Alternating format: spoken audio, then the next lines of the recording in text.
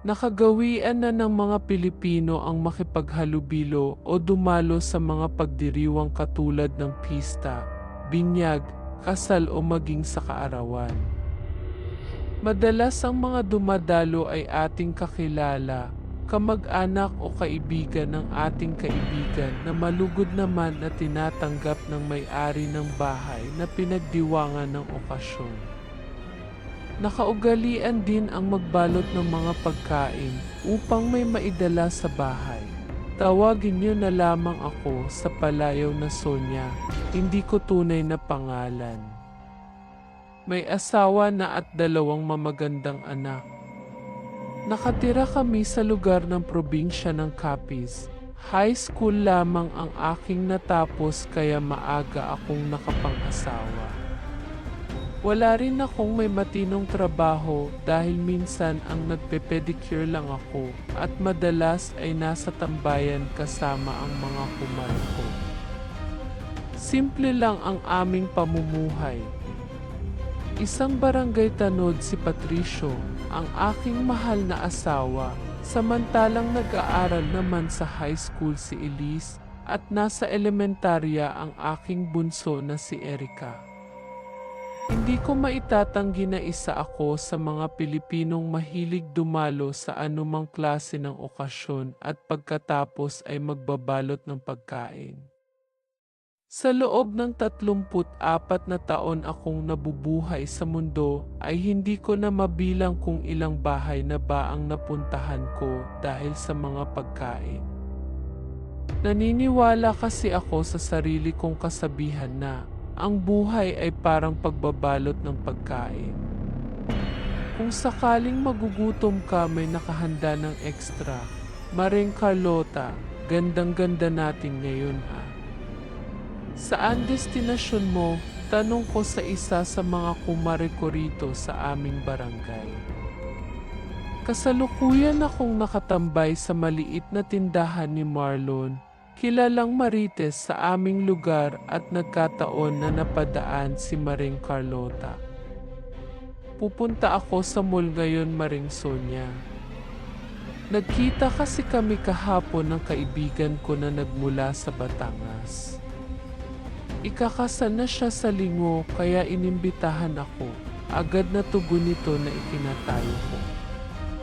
Sino iyon, Mare? Mayaman ba? Pangusisa ko na ikinangiti niya. Tumpak, Mare. Sobrang yaman na, sagot niya. Mare, pasama naman ako, saad ko na hindi naman niya tinanggihan. Saglit pa kaming nagkwentuhang dalawa bago siya nagpaalam. Nang araw din na iyon ay naghanda ako ng maisusuot ko at syempre, hinanda ko rin ang babaunin kong Tupperware. Mabilis na lumipas ang araw at sumapit ang nakatakdang araw ng kasal ng kaibigan ni Maring Carlota. Katulad ng napag-usapan ay sinama niya ako. Sabay kaming pumunta sa simbahan kung saan isinagawa ang seremonya ng kasal. Sobrang bagot na bagot pa ako ng mga oras na iyon sa loob ng simbahan. Halos magdadalawang oras itinagal ang seremonya dahil nagdrama pa ang mag-asawa. Grabe, ang init naman dito, Mare. Ni snacks ay wala tayo. Reklamo ko pa kay Maring Carlota habang papalabas kami ng simbahan, ngunit wala akong may nakuhang sagot mula sa kanya. Marami ang bumati sa bagong mag-asawa. Niyaya pa nga ako ni Maring Carlota na makibati rin at kahit na ayaw ko talaga wala akong may nagawa kung hindi ang napilitan na bumati sa kanilang dalawa. Hindi nagtagal ay muli kaming nagbiyahe patungo sa bahay ng bagong mag-asawa kung saan inilagay ang reception. Nang makarating kami ay napangiwi ako sa nakita. Ang buong akala ko ay malamansyon ang bahay ng mag-asawa dahil sa mga kasuotan ng mga ito, ngunit hindi naman pala at isa pa mukhang hindi masarap ang mga pagkain na nakahain sa hapagan. Hindi hamak na mas malaki pa pala ang bahay ni Kaengkong sa kanila eh. Magkaiba lang dahil gawa sa semento iyong kanila samantalang gawa naman sa kawayan kila Kaengkong. Komento ko sa bahay ng mag-asawa na siya palang narinig ni Maring Carlota. Mare naman, nandito tayo upang makipagdiwang, pagsuway niya sa akin. Sa totoo naman eh. Maganda lang tingnan ang bahay ng mag-asawa dahil sa kulay at gawa sa semento. Totoo naman Maring Carlota, sa katotoo kayang semento iyan o baka naman plywood lang. Dugtong ko pa kaya mabilis niya akong hinila papunta sa hapagan. Nagbitawan pa muna ng mga mensahe ang MC, maging ang mag-asawa pagkatapos ay nagdasal bago nagsimula ang pagkain. Siyempre, hindi ako nagpahuli sa pila. Haba-haba kaya ng pila alangan naman na mag-inarte pa ako. Menudo, adobo, dinuguan at paksiw ang mga ulam na kinuha ko. Halos mapuno na nga ng mga buto ang plato ko sa sobrang dami ng karne na nakuha ko. Ano ba naman ito ang tabang ng dinuguan nila? Maalat din ang paksiw samantalang walang lasa ang menudo. Makangiwing reklamo ko habang kumakain. Kumuha rin ako ng isang tasa ng salad at 2 soft drinks. Nakihingi rin ako ng cake at cupcake na ayon kay Maring Carlota para sa mga ninang lang sana. Ano ka ba naman Mare? Sila dapat ang mahiya dahil bisita nila tayo. Saad ko pa sa kanya ng pagbawalan niya ako. Tingnan mo iyang babaeng iyan, nakapaarte naman kung kumain. Napakahinhin. Hagikik ko pa habang ningunguso ang babae na nasa kalagitnaan banda nakaupo. Nabaling naman ang tingin sa matabang babae na kung kumain ay halos ubusin na ang lahat ng mga pagkain na nakapatong sa lamesa. Pustahan tayo Mare. Malamang kukuha pa uli iyan pagsiko ko kay Maring Carlota na ikinatawan niya ng mahina. Mare, huwag mong kalimutan na ipagbalot ako mamaya ha. Samahan mo rin ng litson, puto sa spaghetti, paalala ko pa sa kanya. Ilang oras pa ang ginulgul ko sa pagkain nang makaramdam ng pagtawag ng kalikasan, kaya nagpaalam ako kay Mare bago walang pahintulot sa may-ari na pumasok ako sa loob ng bahay. Medyo malawak naman pala sa loob kaya naligaw pa ako sa kakahanap ng banyo. Hindi nagtagal ay nakita ko rin ito kaya malaya kong nailabas ang basura sa tiyan ko. Nang matapos ay pumunta ako sa sala. Sinuri ko ang mga kasangkapan nila na gawa sa babasagin. Babasagin pa talaga binili nilang gamit akala mo naman tatagal at saka baka sa Divisoria lang nila ito binili. Komento ko sa mga gamit nila. Napaupo rin ako sa kanilang sofa at doon ko napagtanto na malambot iyon pero hindi kasing lambot ng upuan nila Kapitan Tingko. Ang dami-dami din nilang bisita. Marami kaya ang nag-sponsor ng mga ginstos nila. Dugtong ko pa bago nagpasya na pumunta sa kanilang kusina. Maraming putahe pa naman sa labas at bago pa ako maubusan kailangan ko ng makasandok at makapagbalot. Nang makarating ako sa kanilang kusina ay napangiwi ako dahil sa sobrang lawak. Ano naman kung malawak, pangit naman. Bulong ko pa habang ginagala ang paningin sa buong paligid hanggang sa nadako ang paningin ko sa napakalaki nilang refrigerator na ikinamangha ko. Naisip ko pa na sa sobrang laki noon ay malamang napakadaming pagkain sa loob noon. Kapag kukuha ako ng kahit tsokolete dyan ay hindi nila mapapansin. Bulong ko pa saka mabilis na lumapit sa refrigerator. Nagpalinga-linga muna ako sa paligid at nang makumpira na walang tao nga ay mabilis ko itong binuksan, ngunit napakasangsang at napakabahong amoy ay agad na sumalubong sa akin. Sa sobrang baho nun ay napatakbo ako sa lababo ay wala sa oras na nailabas ko lahat ng nakain ko. Nang matapos ay muli kong binalikan ang nakabukas na refrigerator. Namutla ako nang bumuwad sa akin ang iba't ibang putol na bahagi ng katawan ng tao. May mga putahing menudo, paksiw, adobo at kung ano-ano pa sa loob ng ref na nakalagay sa Tupperware. Sa sobrang pagkabigla ay mabilis kong isinara ang ref at napaupo sa upuan. Napahilamos ako sa sarili kong mukha dahil sa walang tigil na pagpatak ng aking pawis. Halos hindi ako makapaniwala sa lahat ng aking mga nakita. Maraming mga tanong ang bumuo sa aking isipang ngunit hindi ko magawang mailabas-labas.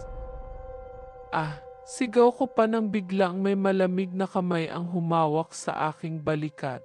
Ano ka ba naman, Mae? Ginulat mo ako. Inis kong reklamo nang mapagtanto na siya lang pala ang nanggulat sa akin. Napakunot ang noo nito bago may pagtataka na napatingin sa akin. Ano ang ginagawa mo rito, Mare? Akala ko ba nagbanyo ka? Tanong niya kaya natigilan ako nang muli kong naalala ang nakita. Mare, may sasabi.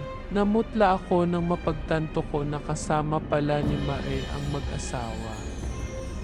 Nasa likuran niya ang mga ito na nakangiting nakatingin sa akin. Bigla akong kinabahan at nakaramdam ng panlalamig. Ano iyon, Mare? Pangusisa sa akin, Maring Carlota, kaya sunod-sunod akong napalunok bago pilit nang umiti sa kanya. Mare, kung ang pagkain ang inaaalala mo, huwag kang mag-aalala dahil pinagbalot na kita kanina. Agad nitong pagputol sa akma kong sasabihin na mas lalong ikinasama ng pakiramdam ko. Sa 34 na taon akong nabubuhay sa mundo ay ng mga oras na iyon lang ako nakaramdam ng takot sa pagkain. Sino ba naman ang hindi matatakot kung ang pagkain na nakain mo at kakainin mo pa ay mula pala sa karne ng tao? Gusto ko man ipagsigawan na tao ang karneng putahe ng bagong mag-asawa, ngunit nanatiling tikom ang bibig ko hanggang sa sabay kaming lumabas sa bahay ng bagong kasal. Naabutan ko pa na abala pa rin sa pagkain ang ilan sa mga bisita. May iilan na nag-iinuma, nagkwikwentuhan at nagkakantahan. Niyaya pa nga ako noon ni Maring Carlota na makikanta rin dahil isa rin sa paborito naming gawain sa tuwing dumadalo sa mga okasyon, ngunit tinanggihan ko siya at nanatili sa aking upuan. Paminsan-minsan ay napapansin ko na nakatitig sa akin ang mag-asawa, ngunit sa tuwing lilingunin ko naman sila ay nakatingin sa ibang direksyon. Ilang oras pa kaming nagtagal doon, ngunit ang isip ko ay nanatili sa mga karne ng tao na nakita ko sa loob ng refrigerator. Maraming salamat uli sa imbitasyon. Nakangiting pagpapasalamat ni Mare sa kaibigan niyang babae. Inakbayan lang siya nito habang ako naman ay nakasunod lang sa likuran ng dalawa. Mag-iingat kayo sa daan. Balik uli kayo next time. Nakangiting paalala pa nito bago napalingon sa akin. Pilit nang inisan ko lang siya bago tumango. Sinong tao ba naman ang gustong bumalik sa bahay ng aswang? Baka sa pagbalik uli namin dito kami na ang magiging putahe. Nga pala, Sonia. Ito na ang pabalot mo, sabi ni Maring Carlota kaya nanginginig na inabot ko ito. Nagtagal pa kami ng ilang minuto sa labas bago tuluyan na umalis. Habang nasa biyahe ay tahimik lang akong nakatitig sa pabalot na dala ko. Mae, kulang ba ang binalot ko sa'yo? Ikaw kasi umalis ka kaagad. Pagbasag ni Maring Carlota sa katahimikan na muli kong ikinamutla. Mae, sobrang sobra na ito kung alam mo lang.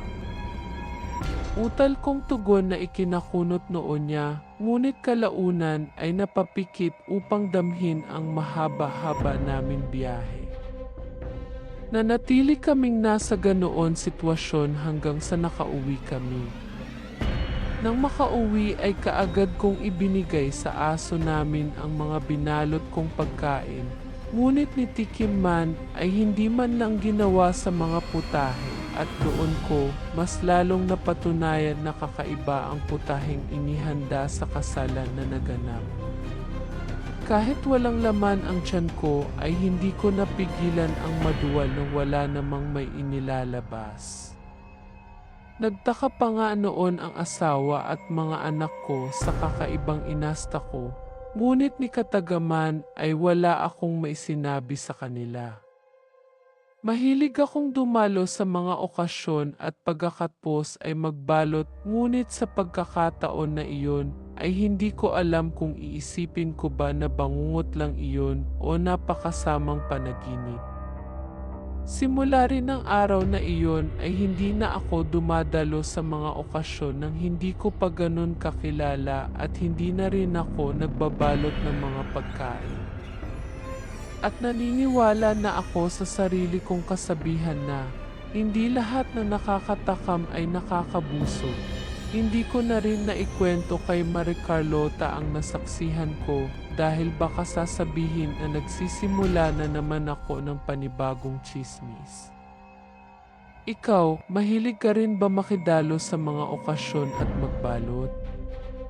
At ano ang gagawin mo kapag malaman mo na ang karne na nakahain sa hapagkainan ng okasyong dinaluhan mo ay karne pala ng tao? Kung nagustuhan nyo ang ating tampok na istorya, maaari kayong mag-like at mag-subscribe sa ating channel. Salamat po!